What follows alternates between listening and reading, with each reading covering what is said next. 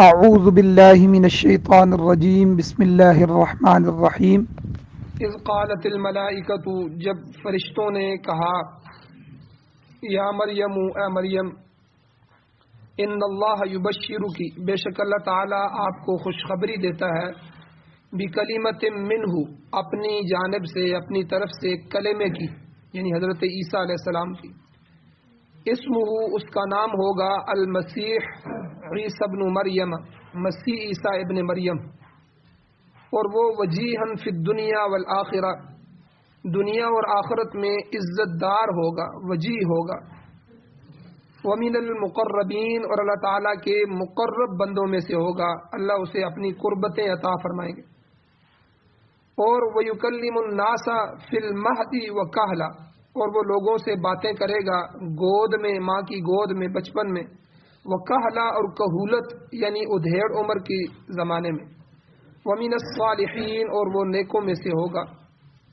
قالت، مریم رضی اللہ تعالی عنہ نے کہا، ربی، اے میرے پروردگار، انا یکون لی ولد، میرے لیے کیسے اولاد ہوگی، کیسے بیٹا آپ مجھے دیں گے؟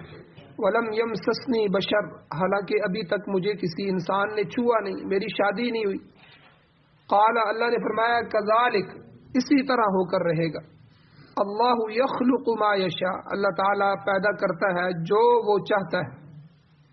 اذا قضا امرا، جب وہ ارادہ کر لیتا ہے کسی کام کا، تو فانما یقول له کن، تو سوائے اس کے نہیں کہ اس کام کے لیے کہتا ہے کہ ہو جا، فیکون، پس وہ ہو جاتا ہے۔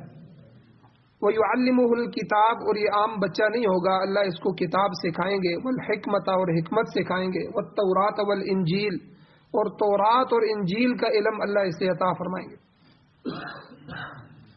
سورہ آل عمران کی 45، 46، 47 اور 48، 4 نمبر آیتیں تلاوت ہوئی ہیں، آپ نے ترجمہ سنا۔ 2 درس اس کے پیچھے گزر چکے ہیں ان 4 آیتوں کے، آج کا تیسرا درس ہے۔ پچھلے درس میں، کل کے درس میں، عیسائیوں کا جو باطل عقیدہ تھا حضرت عیسیٰ علیہ السلام کے متعلق، کہ وہ کہتے تھے کہ عیسیٰ علیہ السلام خدا کے بیٹے ہیں، یا 3 خداؤں میں سے تیسرے ہیں، یا خود خدا ہے، یہ ان کا جو غلط عقیدہ تھا، اللہ نے اس عقیدے کی، باطل عقیدے کی تردید فرمائی۔ اور پھر اس کے بعد 2 عیسیٰ علیہ السلام کے دوسرے دشمن تھے یہودی، ان کی حضرت مسیح علیہ السلام سے جو دشمنی تھی، اللہ نے وہ بھی بیان فرمائی، اور اس کا بھی رد فرمایا کہ یہودی غلط ہیں، اور اللہ تعالیٰ نے اپنے پیغمبر عیسیٰ علیہ السلام کو ان تمام الزامات سے بری قرار دیا جو یہودیوں نے آپ پر لگائے تھے۔ تو ان تردیدات کے بعد اللہ تعالیٰ نے حضرت عیسیٰ علیہ السلام کے کچھ اوصاف بیان فرمائے۔ سب سے پہلا وصف یہ بیان فرمایا کہ وجیہن فی الدنیا والآخرہ، کہ وہ دنیا اور آخرت میں وجیہ ہوں گے۔ وجیہ کہتے ہیں عزت دار آدمی کو، اللہ ان کو عزتیں عطا فرمائیں گے، بلندیاں اور مرتبے عطا فرمائیں گے، وجاہت والے ہوں گے۔ اور دنیا میں میں نے بتا دیا تھا کل کہ مسلمان بھی عیسیٰ علیہ السلام کی عزت کرتے ہیں، اور سب انبیاء کی عزت کرتے ہیں، اور ضروری بھی ہے ہمارے دین میں، ہمارے عقیدے میں، کسی نبی کی ادنا توہین بھی کفر ہے، وہ آدمی کو کفر میں داخل کر دیتی ہے۔ تو اس لیے آج دنیا کے نقشے میں اگر دیکھا جائے تو دنیا کی آبادی 7.25 ارب ہے، تو اس میں سے 3 ارب عیسائی اور 1.5 ارب مسلمان، یہ 4.5-5 ارب دنیا کی آبادی عیسیٰ علیہ السلام کی آج بھی عزت کرتی ہے۔ تو یہ وہی وجہت ہے کہ اللہ نے یہودیوں کی ہرزہ سرائی اور یہودیوں کی تہمت اور الزامات کے باوجود، دشمنی کے باوجود، اپنے پیغمبر کو اللہ نے عزت عطا فرمائی۔ اور وجیہن فی الدنیا والآخرہ، اور آخرت میں جو اللہ ان کو عزت عطا فرمائیں گے، اللہ آخرت میں بھی ان کو بلند مرتبے میں رکھیں گے، پیغمبروں کے درمیان رکھیں گے۔ اور اولو العزم پیغمبر جو ہیں، چند ایک بڑے پیغمبر، ان میں سے حضرت عیسیٰ علیہ السلام بھی ہیں۔ اور دوسری صفت اللہ نے بیان فرمائی جو آج کے درس میں ہے، کہ وَمِنَ الْمُقَرَّبِينَ، عیسیٰ علیہ السلام اللہ تعالیٰ کے مقربین میں سے ہوں گے، انہیں خدا تعالیٰ کا تقرب حاصل ہوگا، قرب حاصل ہوگا، اور یہ عام مرتبہ نہیں ہے، بہت بڑا مرتبہ ہے۔ ہم میں سے ہر انسان یہ چاہتا ہے کہ اللہ مجھے اپنی قربتیں نصیب فرمائے، اور ہم اس کے لیے یہ نماز جو پڑھتے ہیں، یہ کوشش کرتے ہیں، یہ ہر صاحب ایمان اپنے مالک کا قرب حاصل کرنے کی کوشش کرتا ہے۔ جس طرح دنیا کے اندر دیکھیں کہ ایک آدمی اگر کسی کو کوئی کام دلائے، وہ اس کا مالک ہو، چاہے فیکٹری کا مالک ہو، چاہے گھر میں وہ کام دلا دے، کوئی اس کا ملازم ہو، گاڑی چلانے والا ڈرائیور ہی کیوں نہ ہو، تو وہ ہر دم کوشش کرتا ہے کہ میرا مالک مجھ سے راضی رہے، کوئی میں اس کے لیے ایسے کام کروں، ایسی ترتیب بناؤں کہ ایسا مخلص اور خالص اس کے لیے ہو جاؤں کہ وہ مجھے اپنا قرب نصیب کر دے۔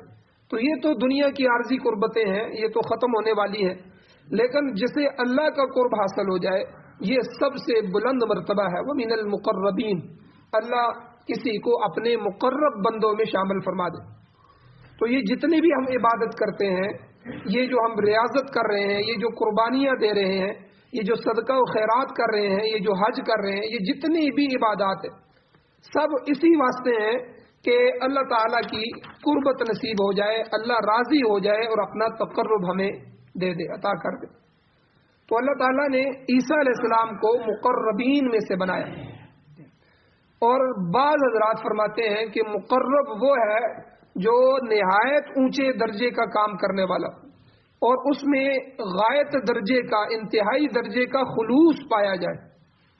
اس کی میں ایک مثال دیتا ہوں، قرآن مجید میں اللہ نے فرمایا اذ قربا قربانا فتقبل من احدہما ولم يتقبل من الآخر، کہ دونوں بھائیوں نے اللہ کے ہاں قربانی دی، ان میں سے ایک بھائی کی قربانی اللہ نے قبول کر لی، ولم يتقبل من الآخر، اور دوسرے کی قبول نہیں کی۔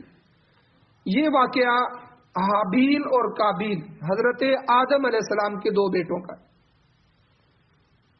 جب نسل انسانی چلی شروع میں تو آدم علیہ السلام کی اولاد کے ہی آپس میں نکاح ہوتے تھے، لیکن جب ان کے ہاں کوئی پیدا ہوتا تو جوڑا جوڑا پیدا ہوتا تھا۔ شروع میں اللہ نے یہ ترتیب رکھی، چونکہ انسانیت کو چلانا تھا، تو اما حوا سے جو پیدا ہوتا وہ جوڑا پیدا ہوتا ہے، ایک لڑکا ایک لڑکی، پھر دوسرے جوڑے میں پھر ایک لڑکا ایک لڑکی پیدا ہوتی، تو اس جوڑے کے لڑکے کا نکاح دوسرے جوڑے والی لڑکی سے ہوتا اور اس کا نکاح اس والی لڑکی سے ہوتا، یہ جائز تھا۔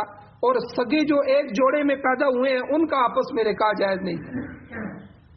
اب ہوا یہ کہ حابیل اور قابیل، ان کا اپنا اپنا جوڑا تھا، حابیل اور حابیل کی بہن، قابیل اور قابیل کی بہن، دراصل یہ دونوں اولادیں تو حضرت آدم کی تھیں۔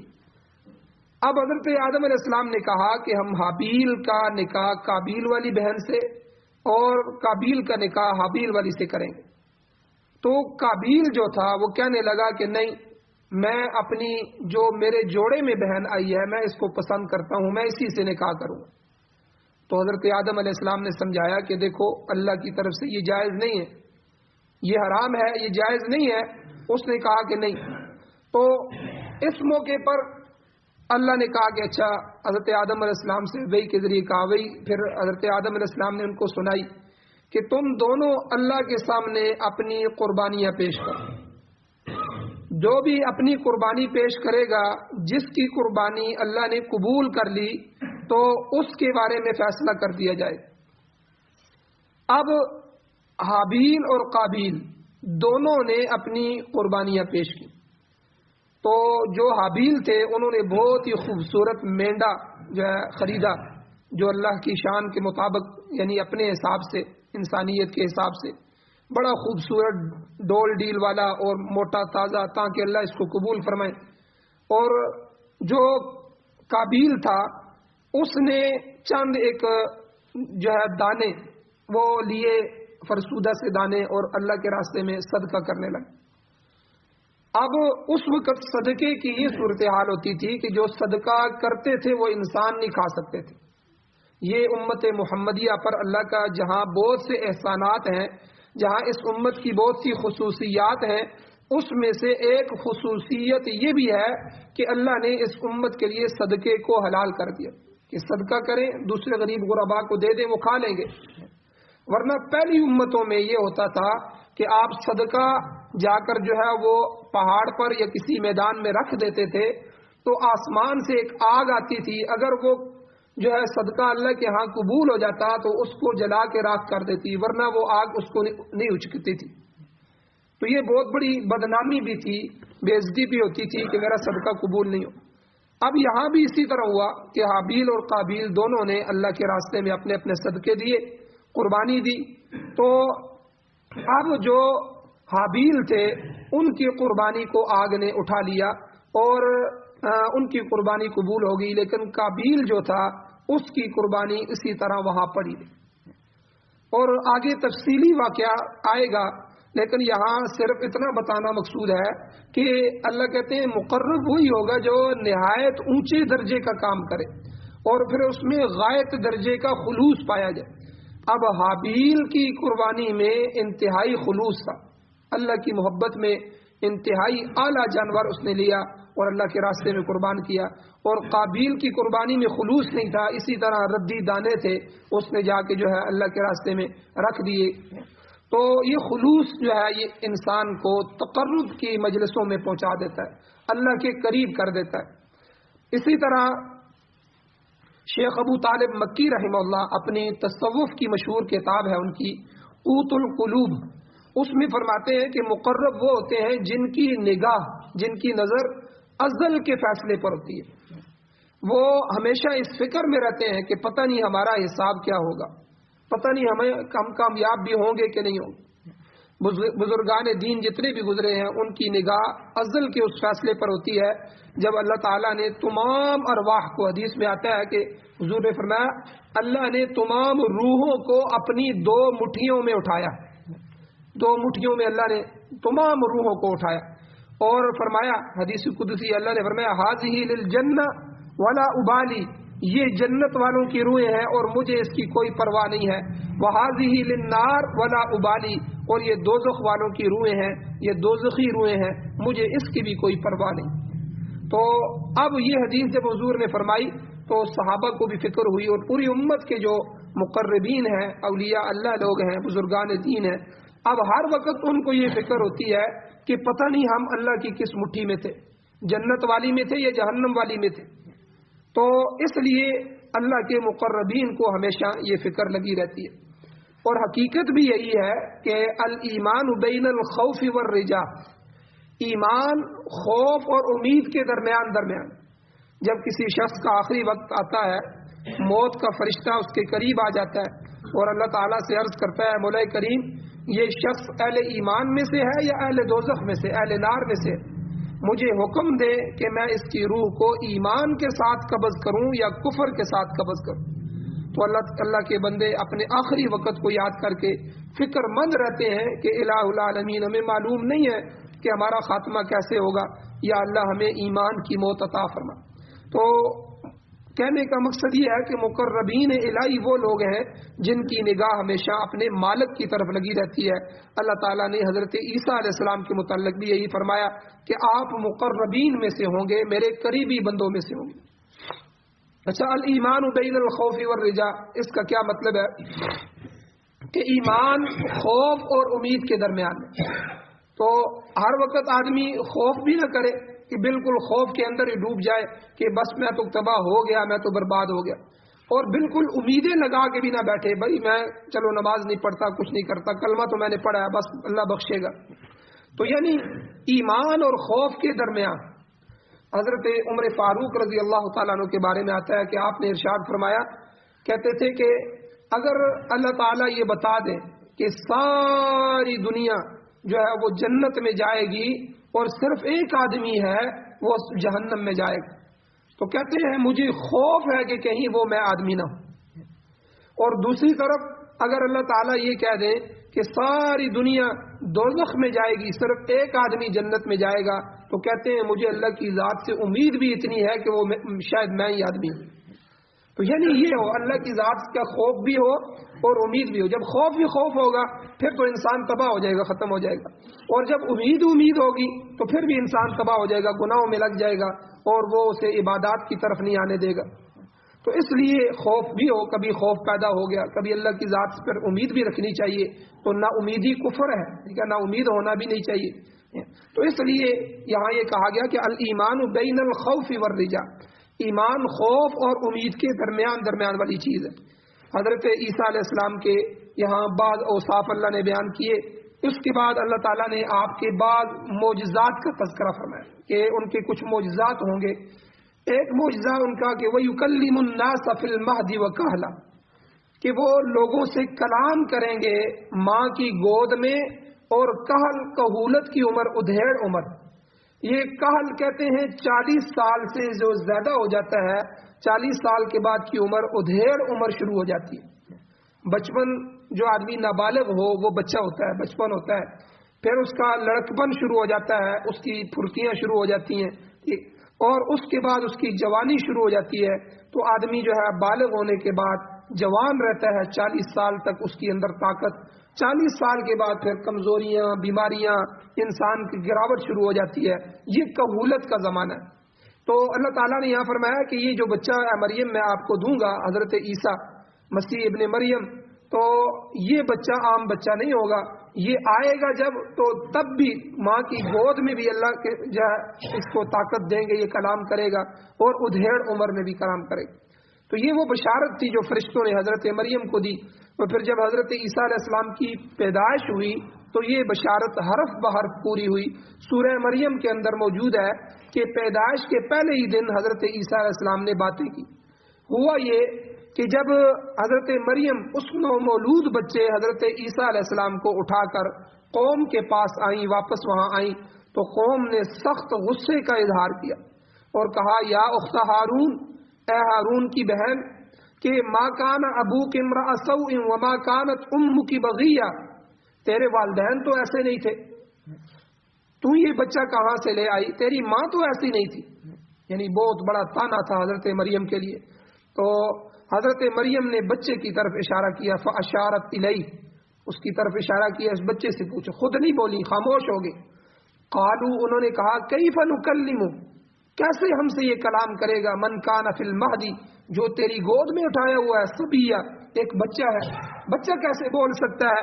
یہ تم کہتی ہو اس سے پوچھو، ہم اس سے کیسے پوچھیں. تو فوراً سورہ مریم میں آتا ہے قال انی عبداللہ، عیسیٰ علیہ السلام ماں کی گود میں بول اٹھے میں اللہ کا بندہ ہوں.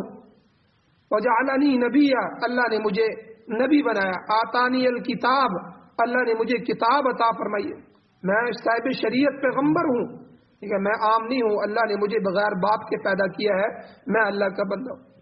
تو بہرحال یہ اس بچے نے، حضرت عیسیٰ علیہ السلام نے اپنی ماں کی صفائی دی. تو اسی طرح کے حضور علیہ السلام نے فرمایا کہ حضرت عیسیٰ علیہ السلام کے علاوہ بعض دیگر بچوں نے بھی کم سنی میں کلام کیا ہے جب وہ چھوٹے تھے. بعض دفعہ یہ کچھ واقعات احادیث میں موجود ہیں. ایک واقعہ حضرت جریج رحمہ اللہ کا آتا ہے. یہ ایک نیک آدمی تھے، ان پر تہمت لگائی گئی کہ وہ زنا کے مرتکب ہوئے. اصل میں ایک فاحشہ عورت تھی، اس نے کہیں اس سے زنا ہوا، حمل ٹھہر گیا، بچہ پیدا ہو گیا. اب جب وہ لوگوں کے درمیان آئی، لوگوں نے کہا کہ یہ بچہ کس کا ہے، تو اس نے اپنے نومولود بچے کی نسبت اس اللہ کے ولی کی طرف کر دی جو عبادت خانے میں بیٹھ کر عبادت کر رہے تھے، حضرت جریج رحمہ اللہ. اب لوگ غصے میں جمع ہو گئے اور آ کر ان کو پکڑ لیا، گھسیٹ کر عبادت خانے سے باہر لے کے آئے، ان کو مارا، ان کو پیٹا، اور جو عبادت خانہ تھا اس کو آگ لگا دی، تباہ کر دیا. اب اس اللہ کے بندے نے اللہ کے سامنے کھڑے ہو کر نماز پڑھی، اور نماز ایسی پڑھی کہ بالکل زندگی کی آخری نماز. پھر اللہ سے دعا مانگی. دعا مانگنے کے بعد اس بچے کے پاس آیا، قوم دیکھ رہی ہے، اور اس کے پیٹ پر انگلی رکھ کے کہا کہ خدا کے حکم سے تم بتاؤ کہ تمہارا باپ کون ہے. تو اللہ تعالیٰ نے اس بچے کو قوت گویائی عطا فرمائی، اور اس نے بول کر کہا کہ میرا باپ فلاں چرواہا ہے، جو بکریوں کو چرانے والا چرواہا ہوتا ہے، فلاں چرواہا ہے. یہ اس عورت نے اس سے منہ کالا کروایا، اس کے بعد ہی میں پیدا ہوا ہوں. تو یہ سراسر اس اللہ کے ولی پر الزام ہے، تہمت.